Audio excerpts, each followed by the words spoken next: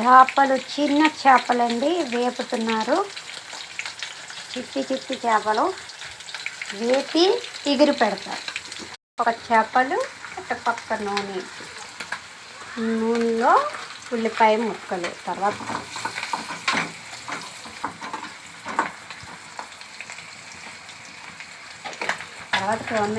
ఇంత గట్టిగా వేపాలండి. కొద్దిగా మెత్తగా గట్టిగానే ఉంటాయి. మరి ఇగురులో కూడా వేసేస్తున్నారు. అది బాగా దగ్గరికి అయ్యాక ఇంకా ఈ చేపలు ఉప్పు కారం వేయలేదండి. మామూలుగా డైరెక్ట్గా జీలకర్ర వెల్లుల్లిపాయ కదా దించే ముందు వేస్తున్నాం. ఇది అలా దగ్గరికి అవ్వాలా వేసాయి. అసలు చేపలు ఎక్కువ